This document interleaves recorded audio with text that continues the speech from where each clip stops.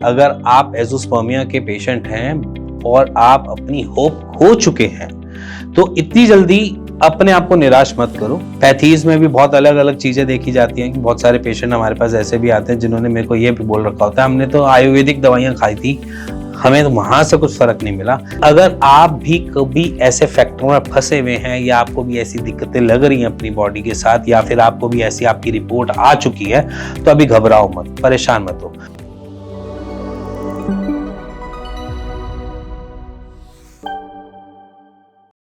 मैं आज आपको इंट्रोड्यूस कराने जा रहा हूं अपने एक सीट फिट के पेशेंट को जिन्होंने रिकवरी ली है, एज़ोस्पर्मिया से रिकवरी मिली है। अब पहले तो आप उनकी जानिए, वो बताना क्या चाह रहे हैं, कहना क्या चाह रहे हैं और वो आपसे क्या शेयर करना चाह रहे हैं। पहले तो उन सारी चीजों के ऊपर आप समझिए वो बोल क्या रहे हैं। नमस्कार दोस्तों, मैं केशवराम यूपी का रहने वाला हूँ, यूपी उत्तर प्रदेश। मैं एज़ोस्पर्मिया से काफ़ी दिनों से परेशान था। उसके बाद मैं यूट्यूब पे वीडियो देखा डॉक्टर हिमांशु का, तो डॉक्टर साहब से संपर्क किया, डॉक्टर कपिल से। ट्रीटमेंट के लिए बताए हमें अच्छी तरीके से जानकारी दिए। उसके बाद में जानकारी लेके मेडिसिन मंगाया और जैसे जैसे वो डॉक्टर साहब ने बताए डाइट फॉलो की, एक्सरसाइज किया, टाइम से मेडिसिन लिया और हमारे एज़ोस्पर्मिया यानी नील स्पर्म अभी नॉर्मल हो गया है। तो आप लोग भी जिसको मंगाना है वो मंगा सकता है। बहुत अच्छी दवा दे रहे हैं, अच्छी मेडिसिन भेज रहे हैं, बहुत बेहतरीन काम कर रहे हैं। डॉक्टर हिमांशु के सभी टीम को, सभी सदस्य को हमारी तरफ से तहे दिल से धन्यवाद। जाना होगा पहचाना होगा। जैसे मैं हमेशा कहता हूं कि अगर आप एज़ोस्पर्मिया के पेशेंट हैं और आप अपनी होप खो चुके हैं तो इतनी जल्दी अपने आप को निराश मत करो, क्योंकि आपके पास आगे बहुत सारी चीजें हैं जिसको आप लेकर अपने आप को सही कर सकते हो, जैसे इन पेशेंट ने किया है अपने आप को ठीक। क्योंकि देखो, अगर मैं यहाँ पर आपको ये बोलूं कि नहीं एज़ोस्पर्मिया में कुछ होगा नहीं, ये आपका लास्ट थिंक है, आप सोच लो जो मर्जी करना है, क्योंकि अब तो आपके पास एक ही ऑप्शन है डोनर का, और डोनर लो आप तभी अपनी फैमिली प्लान कर सकते हो, अदरवाइज आप नहीं कर सकते। अगर मैं ये सारी चीजें आपको बार बार बोलता रहूंगा तो आप एक एंड पे जाकर इस सारी चीजों को मान लेंगे और उसको एक्सेप्ट कर लेंगे। और जब आपने उस चीज को एक्सेप्ट कर लिया तो आप आगे वाली जर्नी में कभी किसी चीज को ट्राई नहीं करोगे, है ना। एग्जैक्टली यही होता है हर पेशेंट के साथ। जहाँ पर स्पर्म काउंट नील आ जाता है, पहले वो कुछ टाइम तक इधर उधर कहीं से भी कुछ ना कुछ इलाज लेता रहता है और पूरा इलाज ढंग से वो कहीं से लेता नहीं है।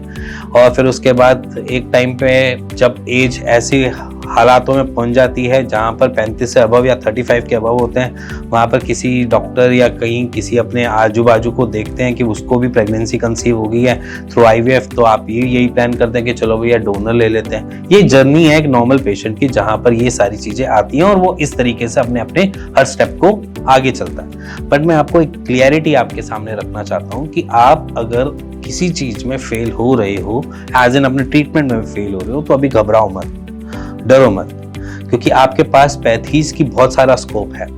पैथीज में भी बहुत अलग अलग चीजें देखी जाती हैं कि बहुत सारे पेशेंट हमारे पास ऐसे भी आते हैं जिन्होंने मेरे को ये भी बोल रखा होता है हमने तो आयुर्वेदिक दवाइयां खाई थी, हमें तो वहां से कुछ फर्क नहीं मिला। फिर उसके बाद कुछ टाइम ट्रीटमेंट चलाते हैं और उसके बाद उनको रिकवरी मिल जाती है। हमने तो होम्योपैथी दवाइयां खाई थी, वहां से हमें आराम नहीं मिला। ऐसे पेशेंट्स हमारे पास आते हैं, काफी आते हैं। बट मैं आपको एक एग्जैक्टली फिगर आउट बताऊं कि अगर आप कोई भी चीज इनटेक करके आ रहे हो उससे मैटर नहीं करता। मैटर ये करता है कि आपकी प्रॉब्लम को कौन ढंग से समझ पाया। अब इन्हीं पेशेंट की कहानी बताऊं जो बेसिकली आपके सामने अभी इन्होंने बताया है। अब यहाँ पर एग्जैक्टली क्या है, एग्जैक्टली ये था, इन्होंने ट्रीटमेंट लिए, हर जगह से लिए, कहीं से आराम नहीं मिला और उसके बाद उनको सीट फिट से आराम मिल गया। अब सीट फिट में ऐसा क्या था, सीट फिट में ऐसा कुछ नहीं था। इन्होंने सिर्फ एक हिस्ट्री टेकिंग का पार्ट किया था जिसमें हमें थोड़ी चीजें हमें ये नजर आ रही थी कि यहाँ पर जो स्टमक है वो अपसेट रहता है, पहला पॉइंट। दूसरा, कुछ ना कुछ डिसऑर्डर्स चलते रहते हैं जिसकी वजह से हम यहाँ पर देख रहे हैं कि वो मोमेंटम नहीं पकड़ पा रहा, जो उसको गट को पकड़ना चाहिए, जो न्यूट्रिशन देने चाहिए बॉडी को, वो नहीं मिल पा रही, जिसकी वजह से यहाँ पर हम लैक ऑफ न्यूट्रिशन की वजह से मे बी शायद हम जो दिक्कत आई है वो लैक ऑफ न्यूट्रिशन होने की वजह से हमारे स्पर्म काउंट कम की तरफ चले गए और धीरे धीरे कम होते होते वो नेगेटिव में चले गए, नेगेटिव के 0 हो गए।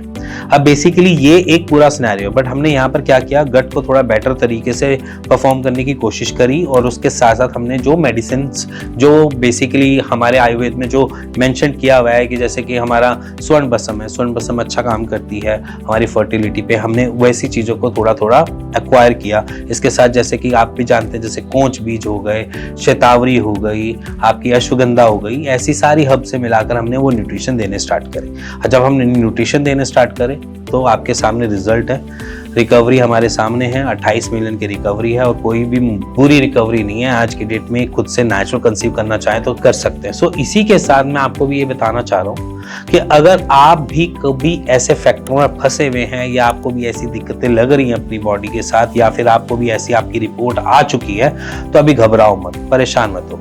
आईवीएफ का ऑप्शन तो हमारे पास हमेशा से खुला हुआ है, डोनर के साथ या किसी के साथ। बट अगर मैं यहाँ पर ये कोशिश करूँ कि आपके कुछ स्पर्म काउंट आ जाए जिसकी वजह से आपकी डोनर की रिक्वायरमेंट ना पड़े, तो वहां पर आप सीड फिट को ऑप्ट कर सकते हो, जहां पर आपको लग रहा है कि हम कुछ ना कुछ साइड बाय साइड हम लेते रहें जिससे हमारे न्यूट्रिशन लेवल कभी ड्रॉप ना हो।